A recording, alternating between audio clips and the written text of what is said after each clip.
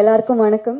ரொம்ப சாரி என்னால் எழுந்து நின்று பேச முடியல. ஒரு டிஸ்க் சர்ஜரி, ஸ்பைனல் டிஸ்கில் ஒரு சர்ஜரி பண்ணி இப்போ தான் ரெக்கவர் ஆகிட்டுருக்கேன். Once upon a time in Madras வந்து ரொம்ப க்ளோஸ் டு மை ஹார்ட் இந்த படம். எதுக்குன்னா டெஃபினட்டாக இந்த படத்தை பார்த்ததுக்கப்புறம் பார்க்குறது 100 பேர் பார்த்தா ஒரு 10 பேர்த்துலையாவது அவங்க லைஃப்பில் ஒரு சில சேஞ்சஸ் அவங்க பண்ணிப்பாங்க. அந்த மாதிரி சில விஷயங்களை இலைமறை காய்மறையாக சொல்லியிருக்காங்க இந்த படத்தில். ரொம்ப சட்டிலாக, ரொம்ப அழகாக அதை போர்ட்ரே பண்ணியிருக்காங்க. ஸோ இந்த மொத்த படத்துலேயே எங்களோட போர்ஷன் மட்டும்தான் கொஞ்சம் ப்ரீஸியாக இருக்கும். மொத்த படமுமே சீரியஸாக போயிட்டு இருக்கும்போது அதில் நடுவில் ஒரு சின்ன ப்ரீஸி போர்ஷன்னா அது நாங்கள் பண்ணியிருக்கிற போர்ஷன் மட்டும்தான். அண்ட் பர்சனலாகவே நான் ப்ளே பண்ணியிருக்கிற அந்த கேரக்டர் என்னால் கனெக்ட் பண்ணிக்க முடிஞ்சுது. ஏன்னா அனிதா ஆன் ஸ்க்ரீன் எப்படியோ அப்படி தான் நிறையா விதத்தில் பவித்ராவும். ஸோ என்னால் ரொம்ப கனெக்ட் பண்ணி ஒர்க் பண்ண முடிஞ்சுது. And to be a part of a film with such huge star cast and people with so much passion, அதில் நம்மளும் இருக்கோம் அப்படிங்கிறது வந்து ரொம்ப சந்தோஷமாக இருக்குது.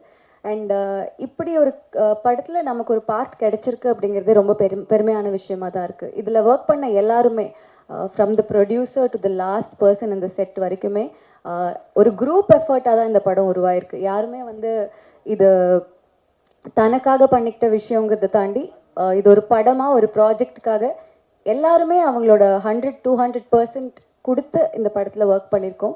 ஸோ டெஃபினட்டாக நீங்கள் மக்கள்கிட்ட இதை எப்படி கொண்டு போய் சேர்க்குறீங்களோ அப்படி தான் மக்கள் பார்ப்பாங்க.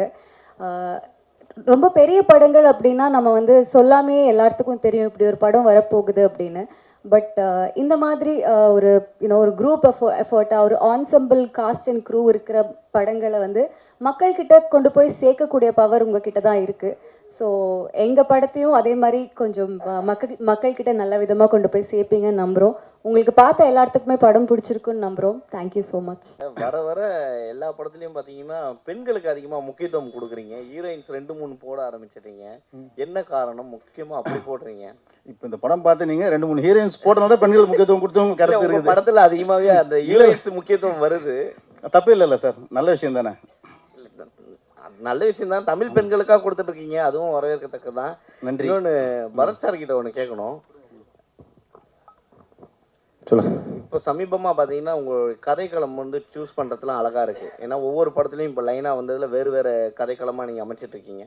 ஸோ இந்த இதுக்கான காரணம் என்ன? நீங்கள் மாற்றத்துக்கான காரணம் என்ன? இல்லை சார், உங்கள் கேள்வியிலே தான் பதில் இருக்குது. அதுதான் கதைக்களம் தான் ரொம்ப புதுசாக இருந்தது. யூஸ்வலாக பண்ணால் ஓடவும் மாட்டேங்குது சார். அது ஒரு பெரிய இதாக இருக்குது. நம்ம ரெகுலரான ஒரு சினிமா, ஒரு பேட்டர்னாக ஒரு சினிமா பண்ணோன்னா அதுவும் ஓட மாட்டேங்குது. ஸோ இந்த மாதிரி புதுசாக ஆக்சுவலாக இது வந்துட்டு ஒரு ஓடிடிக்கு ஒரு சின்ன பட்ஜெட்டில் வந்துட்டு நாங்கள் ஒரு ஆந்தாலஜி ஃபில்மாக 4 கதைகள் பண்ணலான்னு தான் ஆரம்பிச்சது. பட் படம் பண்ண அதோட நம்ம அந்த ப்ராசஸை பார்க்க நல்லா வருது அப்படின்னோடனே இது தியேட்டர்கள் ரிலீஸ் பண்ணலான்னு ப்ரொடியூசர்ஸ் முடிவு பண்ணாங்க. ஸோ எனக்கு வந்துட்டு இந்த கதையை கேட்கும்போது வந்துட்டு எனக்கு இந்த கேரக்டரும் புதுசாக இருந்தது. இந்த கதையில் இந்த துப்பாக்கியும் இந்த கேரக்டரையும் எப்படி ரிலேட் பண்ணுறாரு, இந்த ஸ்க்ரீன் பிளே, திரைக்கதை ரொம்ப புதுசாக இருந்தது. ஸோ ஒரு புது முயற்சியாக இருக்கட்டுமே, மக்களுக்கும் வந்துட்டு இந்த முயற்சி புதுசாக இருக்கட்டும். ஏன்னா ஃபர்ஸ்ட் ஆஃப் பார்க்கும்போது நிறைய பேருக்கு என்னடா சொல்லிட்டு இருக்காங்கிற ஒரு சின்ன ஒரு நெருடல் வரும். 4 பேர் கதை இருக்கும், அது பாட்டுக்கு போகும். பட் செகண்ட் ஆஃப் பார்க்கும்போது தான் வந்துட்டு எனக்கு இந்த காளிதாஸில் தான் நடந்தது. ஃபர்ஸ்ட் ஆஃப் பார்த்துட்டு வெளியில் வந்தோன்னே ப்ரெஸ்ட்டை கேட்கும்போது என்ன ஜி பார்த்துட்டு சொல்கிறேன் அப்படி போயிட்டாங்க. செகண்ட் ஆஃப் பார்க்கும்போது தான் அந்த ஃபர்ஸ்ட் ஆஃப்லேருந்து என்னென்ன அந்த மாதிரி தான் இந்த படமும். ஸோ இந்த படம் வந்துட்டு அந்த அடிப்படையில் பார்க்கும்போது கதையாக ரொம்ப புதுசாக இருந்தது. பர் சார் கோ ப்ரொடியூசர் சொன்னார் இந்த மாதிரி ஏ சர்டிஃபிகேட் யூ சர்டிஃபிகேட்லாம் பாகுபாடு பார்க்குறாங்க அப்படின்னு. உண்மையிலே அப்படி பாகுபாடு பார்க்குறாங்களா? உங்களோட கருத்து என்ன? இந்த படத்தோட சப்ஜெக்ட் உங்களுக்கே தெரியும் சார். அது சென்சார் போர்ட்டில் யார் பார்க்குறாங்கிற ஒவ்வொரு மைண்ட் செட்டை பொறுத்து இருக்குது சார். இப்போ இந்த கதையில் வந்துட்டு பார்த்தீங்கன்னா வந்துட்டு பிளட் ஷெட் கிடையாது. எனக்கு நான் நேபாளின்னு ஒரு படம் பண்ணேன். அந்த படத்தில் பார்க்கும்போது வந்துட்டு நிறையா பிளட் ஷெட் இருக்கும், உங்களுக்கு ஆக்ஷன் நிறையா இருக்கும். அதே மாதிரி வந்துட்டு கொஞ்சம் சில சென்சுவலான சீன்ஸ் இருக்கும், வல்கரான சில சீன்ஸ்லாம் இருக்கும். அதெல்லாம் வந்துட்டு ரிமூவ் பண்ணுன்னு சொல்லி ரிமூவ் பண்ணியே திருப்பி ஏ சர்டிஃபிகேட் தான் கொடுத்தாங்க. ஸோ இப்போ இருக்கிற சென்சார் போர்டில் அப்போயே அப்படி தான் ஸ்ட்ரிக்டாக இருந்தாங்க. ஸோ இப்போவும் கொஞ்சம் ஸ்ட்ரிக்டாக தான் இருக்காங்க. பட் இந்த படம் பார்த்தீங்கன்னா கொஞ்சம் சோஷியல் மெசேஜ் நிறையா இருக்கும், கொஞ்சம் சில கருத்துக்களை கொஞ்சம் நிறையா வந்துட்டு உள்ளடக்கி வச்சிருப்பார் டைரக்டர். ஸோ பட் என்னை பொறுத்த வரைக்கும் நான் யூஏ தான் எதிர்பார்த்தேன் ஆக்சுவலாக. அப்படி ஒன்றும் பெருசாக ஏ சர்டிஃபிகேட்டுக்கான ஒரு கண்டென்ட் மாதிரி இது தெரியல. பட் அஃப்கோர்ஸ் சென்சார் போர்டோட அந்த மைண்ட் செட்டை பொறுத்து தான் இருக்குது சார். இப்போது டைரக்டர் சார், அதாவது மாநகரம் படத்துக்கு பிறகு ஒரு நீட்ஃபுல்லான ஹைபர் லிங்க் படமாக இந்த படத்தை நாங்கள் பார்க்குறோம். ஆனந்த ஒரு தயாரிப்பாளராக கிடைச்சதுல எங்களுக்கு பெரிய சந்தோஷமா இருக்கு சார். ஃபர்ஸ்ட் ரிவ்யூ நீங்கள் தான் இப்போ கொடுத்துருங்க. ஏன்னா எங்கள் படத்தை நாங்களே உட்காந்து முன்மொழிஞ்சிட்டு இருக்கோம் மேடையில். நான் தான் சொன்னேன், நிறுத்துங்க, அவங்க பார்த்துட்டு கேட்கட்டும், கேள்வி கேட்டால் தான் ஏதோ ஒன்று சொல்லுவாங்கன்னு. ரொம்ப சந்தோஷம் சார். சரி, எங்ககிட்ட இருந்து ஒரு நல்ல தயாரிப்பாளர் வந்திருக்கிறதுல எங்களுக்கு ரொம்ப சந்தோஷம். அப்புறம் டைரக்டர்கிட்ட ஒரு கேள்வி. இந்த படத்தில் வந்து ஒரு துப்பாக்கி பல கதைகளில் ட்ராவல் ஆகுது. எல்லா கதைகளுக்குமான தீர்வையுமே அந்த துப்பாக்கி தான் தருது. இது வந்து வன்முறையை முன்வைக்கிறது மாதிரி ஆகாதான்? நிச்சயமாக நீ கேள்வி நியாயம் இருக்குது. அதுக்கு தான் நான் செகண்ட் பார்ட்டுக்கு ஒரு லீடு வச்சுருக்கேன். ஸோ அந்த செகண்ட் பார்ட்டில் வந்து கண்டிப்பாக அதை வந்து நீங்கள் துப்பாக்கி தீர்வாக இருக்காது அப்படிங்கிறத நம்புகிற மாதிரி ஒரு கதை பண்ணுவேன் கண்டிப்பாக. பரத் சார், சார் முன்னாடிலாம் உங்களை வந்து காண்டாக்ட் பண்ணோன்னா ஒரு கதாசிரியர் வந்து கதை சொல்லணும், ப்ரொடியூசர் வந்து கதை சொல்லி டேரக்டர் கதை சொல்லும்போது எனக்கு ஃபுல் ஃபிச்சாக வந்து என் ஸ்டோரியில் நான் மட்டும்தான் இருக்கணும்னு சொல்லிட்டு ஒரு விஷயம் போயிட்டு இருந்தது. ஆனால் இப்போ வந்து நீங்கள் கதை கலகம் வந்து டோட்டலாக மாற்றிட்டீங்க. இப்போ வந்து 4 ஸ்டோரியில் நீங்கள் ஒரு சின்ன பார்ட் தான் பண்ணியிருக்கீங்க. இது எப்படி இருக்குது? ஏன்னா இதே மாதிரி ட்ராவல் பண்ணுவீங்களா, இல்லை வந்து திருப்பி ஃபுல் ஃபிச்சாக தான் பண்ண போகிறேன்னு சொல்லிட்டு ஒரு விஷயம் நடக்க போதா? இல்லையே சார், அப்படிலாம் கிடையவே கிடையாது சார். அப்படின்னா நான் ஒரு வெயில் பண்ணியிருக்க மாட்டேன், ஒரு கடுகு பண்ணியிருக்க மாட்டேன். ராஜகுமாரன் சார் என் கூட நடித்தார், வெயில் பண்ணியிருக்க மாட்டேன். இல்லைனா வந்துட்டு ஒரு அழகாக இருக்கிற பயமாக இருக்கிறது ஒரு படம், அருண் குமாராக இருந்த டைமில் நான் அவர் கூட பண்ணேன். ஸோ எனக்கு என்னை பொறுத்த வரைக்கும் ஒரு கதையில் நம்மளுக்கு என்ன இருக்குது, அதே மாதிரி இந்த கதையை வந்துட்டு என்னோடய போர்ஷனுக்கு நான் ஹீரோ சார். சின்ன பாட்டு கிடையவே கிடையாது. நீங்கள் இதை ஒரு பொதுப்படையாக பாருங்கள், படமாக பார்க்கும்போது என்னோட போர்ஷனுக்கு நான் ஹீரோ. ஒவ்வொரு போர்ஷனுக்கும் அவங்கவுங்க வந்துட்டு ஒரு முக்கியத்துவமான ஒரு கதாபாத்திரமாக பாருங்கன்னு தான் சொல்கிறேன். அதான் இது ரெகுலரான ஒரு ஹீரோ ஹீரோயின், ஒரு காமெடியன், ஒரு 4 ஃபைட்டு அந்த மாதிரி பார்க்கணும்னு நினைக்கிறவங்களுக்கு இந்த படம் பிடிக்காது. ஒரு கண்டென்ட் பேஸ்டாக பார்க்கணும், 2 மணி நேரம் வந்துட்டு நம்மளுக்கு ஒரு திரைக்கதை இன்ட்ரெஸ்டிங்கான ஒரு ஃபிலிம் பார்க்கணுன்னா பார்க்கலாம். ஸோ அந்த அடிப்படையில் தான் நான் எப்பவுமே அப்படி தான் பண்ணிட்டு இருக்கேன் சார். என்னோட பேட்டர்ன் ஆஃப் ஃபிலிம்ஸ் அப்படி தான் இருந்திருக்கு. ஒரு சில படங்கள் ஆமாம் ஹீரோயிசம் ஃபிலிம்ஸ் பண்ணி ஆகணும் சார், கமர்ஷியலுக்கு நம்ம பண்ணி தான் ஆகணும். ஸோ அப்படி தான் நான் அதை பார்க்குறேன்னா. டைரக்ட் சார், இது ஸ்டார்டிங் ஓப்பனிங்ல ஒரு இன்சிடென்ட் சொல்லியிருப்பீங்களே, அது ஆக்சுவலாக ஒரிஜினல் நடந்தது தானே? ஆனால் அது கேஸ் இதுவாயிருக்கு. ஆனால் நீங்கள் சொல்கிறது வந்து சினிமாட்டிக்காக நீங்கள் அது புல்லட் மட்டும் வெளியில் வந்துருச்சு அப்படின்றத மட்டும் நீங்கள் எடுத்திருக்கீங்கல்ல, அதை மையப்படுத்தி தானே எடுத்திருக்கீங்க? ஆமாம், அதை மையப்படுத்தி தான் எடுத்திருக்கேன். அதில் ரைஃபிள் இருக்கும். இதில் வந்து கதைக்காக நான் என்ன பண்ணேன், 9mm பிஸ்டலாக மாற்றிக்கிட்டேன். சரி, அஞ்சலி நாயர் கூட ஒரு கேரக்டர் ரெடி பண்ணியிருக்கீங்களா? அது அவங்ககிட்ட சொல்லும்போது அவங்க என்ன இது காமிச்சு, உங்ககிட்ட ரியாக்ஷன் ஏதாவது இருந்தது அவங்க பேசும்போதே? ஏன்னா கதை அவ்வளோ போல்டாக இருக்கும் அதில். ஏன்னா அவங்க ஒரு ஹஸ்பண்டை தாண்டி இன்னொருத்தவங்க நம்மளை யூஸ் பண்ணுறாங்கன்றது தெரிய வரும்போது ரொம்ப இதுவாக இருக்கும்ல. ஸோ அது அவங்க எப்படி எடுத்துக்கிட்டாங்க நீங்கள் சொல்லும் போது கதையை? உடனே ஒத்துக்கிட்டாங்க கதை சொன்ன உடனே. இதுக்கு முன்னாடி ஒரு 2-3 ஆர்டிஸ்ட் சொன்னேன், அவங்க வந்து கொஞ்சம் பயந்துட்டாங்க. இது வேறு மாதிரி ஏதாவது வந்துடுமோ அப்படின்னு பயந்துட்டாங்க. அப்புறம் அஞ்சலிக்கிட்ட சொல்லும்போது பார்த்திங்கன்னா நான் வந்து வாட்ஸ்அப்பில் தான் சொன்னேன், வீடியோ காலில் தான் சொன்னேன். கதை கேட்டோன்னா கிளைமேக்ஸ் கேட்டோன்னா ஒத்துக்கிட்டாங்க, நான் பண்ணுறேன்னு சொன்னாங்க. அஞ்சலி மேடம், நீங்கள் நெடுநல் வாடகை வந்து அவ்வளோ ஹோம்லியாக நடிச்சிங்க. இது வந்து கதை சொல்ல வேண்டாம், அதிகமாக வன்முறை எடுத்தது நீங்கள் தான். இந்த இதை எப்படி பார்க்குறீங்க? சி ஆஸ் அன் ஆக்டர் நமக்கு புதுசாக ரோல் பண்ண நிறைய ஆசை இருக்கும். நானே இந்த இண்டஸ்ட்ரி வரும்போது நான் பார்க்குறது சேம் ஸ்டோரி, சேம் ஸ்கிரிப்ட் பண்ணுற மாதிரி எனக்கு தோணிடுச்சு. ஸோ சார் இந்த கதை சொல்லும்போது அஃப்கோர்ஸ் என் மனசில் எனக்கு தோணுச்சு ஆடியன்ஸ் எப்படி பார்ப்பாங்க. பிகாஸ் ஆடியன்ஸ்க்கு நான் இது வரைக்கும் பண்ணுற படம் தே ஹேவ் அன் இமேஜ். அது பாசிட்டிவாக எடுத்துக்கலாம், நெகட்டிவாக எடுத்துக்கலாம். பட் நான் ஆஸ் அன் ஆக்டர் எனக்கு அந்த ஸ்டோரி கன்வின்சிங்காக தோணிடுச்சு. அதுவும் தாண்டி டிரெக்டர்கிட்ட I had trust like he will take it properly. So and I think actually நீங்கள் தான் என்கிட்ட சொல்லணும் உங்களுக்கு எப்படி பிடிச்சிருக்கா? தேங்க்யூ. டேரக்டர் சார், சார் படத்தில் வந்து ஒரு பார்ட் வந்து ஜாதி சம்மந்தமாக ஒரு விஷயம் வச்சுருக்கீங்க. எப்பவுமே வந்து ஜாதியை பற்றி பேசினாவே நான் என்னென்னா ஒரு லெவலில் வந்து கொஞ்சம் ஏற்றி சொல்லுவாங்க. ஆனால் நீங்கள் சட்டெல்லாம் சொல்லியிருக்கீங்க. ஆனால் வந்து அந்த ஜாதி பெருமையை காட்டுறதுக்காக ஒருத்தர் சொல்கிற போது இந்த இடத்துல அந்த சோஷியல் இஷ்யூஸ் இங்கே நிறைய இருக்குது, சரிங்களா? அது ஏதாவது உங்களுக்கு வந்து பாதிக்குமா? இல்லை புரியல, உங்கள் கேள்வி எனக்கு புரியல, சாரி.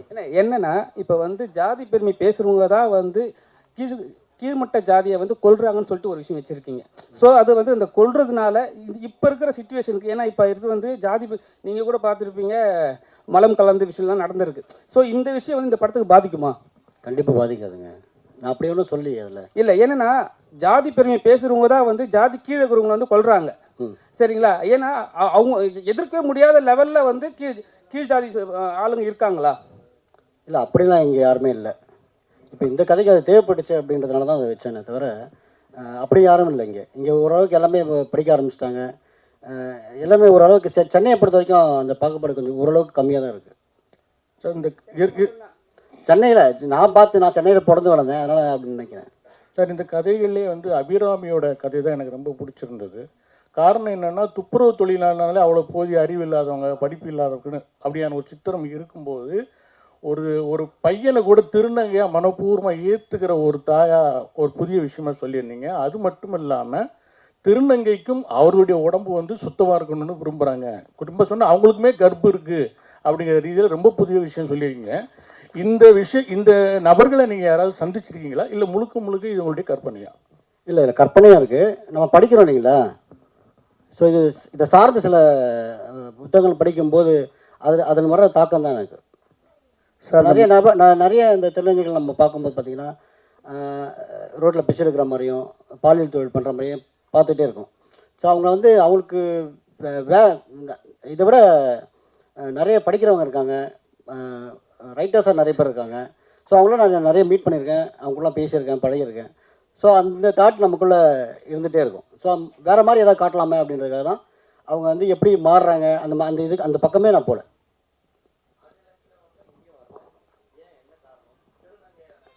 இல்லை, நாங்கள் இன்வைட் பண்ணியிருக்கோம். அந்த லாஸ்ட் டைமாக இன்வைட் பண்ணோம், இப்போ இன்வைட் பண்ணோம். கொஞ்சம் பிஸியாக இருக்காங்க. அவங்க miss universe second place win பண்ணியிருக்காங்க. ஸோ அதனால் நிறைய அவங்களுக்கு ஆட் ஃபிலிம்ஸும் நிறைய வருதுன்னு நினைக்கிறேன். அதனால் அவங்க மாடலாக இருக்காங்க. அவங்க சார் 4 கதைகளையும் ஒன்றோட ஒன்று இணைச்சிருக்கீங்க. அதே சமயத்தில் ஒவ்வொரு கதைக்கும் ஒரு முடிவு வச்சுருக்கீங்க. இந்த கதை கரெக்டாக சுவாரஸ்யமாக இருக்குமா அப்படின்னு எந்த நொடியில் நீங்கள் நினச்சிங்க? சார், ஒவ்வொரு கதையும் பண்ணும்போது பார்த்தீங்கன்னா சுவாரஸ்யமாக முதல்ல எனக்கு இருக்கணும். அந்த முடிவுக்கு நம்ம ஒரு கதை பண்ணும்போது இது சுவாரஸ்யமாக எனக்கு இருந்தால் தான் நான் அந்த கதையை மற்றவங்களுக்கு சொல்லவே ஆரம்பிப்பேன். நான் எழுத மாட்டேன். முதல்ல எனக்குள்ளே ஒரு மைண்டுக்குள்ளே ஒரு கதையை வடிவமைச்சிருவேன். அப்புறம் கேரக்டரை வடிவமைச்சிருவேன். அதுக்கப்புறம் தான் மற்றவங்ககிட்ட ஷேர் பண்ணுவேன். அப்போ அது சுவாரஸ்யம் வந்த அப்புறம் தான் நான் அவங்ககிட்ட ஷேரே பண்ணுவேன். அது சார் 4 ப்ரொடியூசரில் ஒரு ப்ரொடியூசர் சொன்னார், இங்கே 4 ப்ரொடியூசரில் ஒரு ப்ரொடியூசர் சொன்னார். என்ன சொன்னார்னா, ஸ்டேஜில் இந்த படத்தில் எனக்கு புரியவே இல்லை, ஏன் ஏஎஸ்டி கொடுத்தாங்கன்ட்டு. நீங்கள் கதை சொல்லும் போது கண்டிப்பாக இந்த கண்டென்ட்லாம் சொல்லியிருப்பீங்க. அவர் ஏற்கனவே 7G எடுத்த டேரக்டர் அண்ட் ப்ரொடியூசரு, சரிங்களா? அவருக்கே புரியலன்னா மற்றவங்களுக்கு எப்படி புரியும்? ஒரு நிமிஷம்.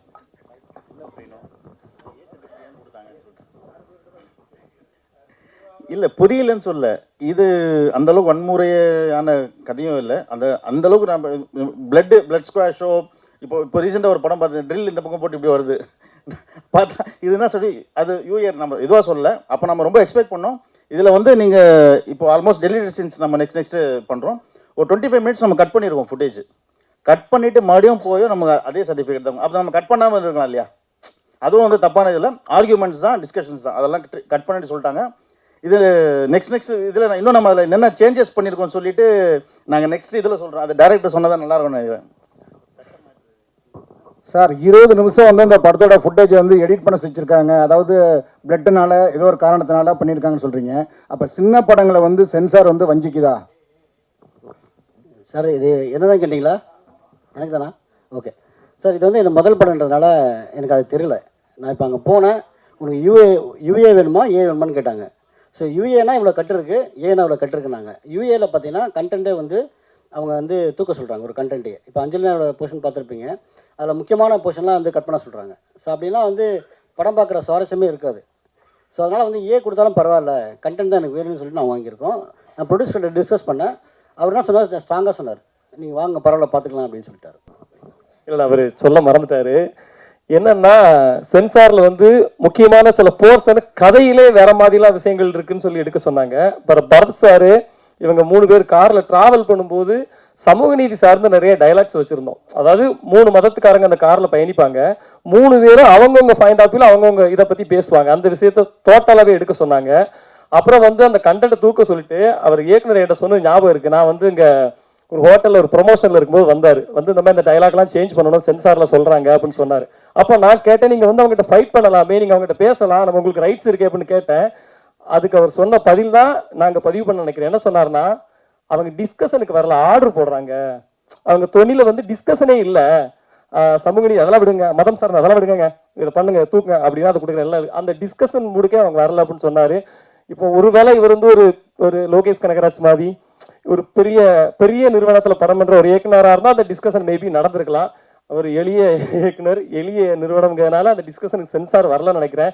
நான் என்ன சொல்றேன்னா, அதாவது டிஸ்கஷனுக்கு 2 பேரும் பேசணும். ஒருத்தங்க பேசி ஒருத்தங்க கேட்கறது டிஸ்கஷன் ஆயிருக்காது. அது சென்சார்ல நடக்கு. அது மாறணுங்கிறது இந்த இடத்துல என்னுடைய தாழ்மையான வேண்டுகோள். நன்றி. பரத் சார்.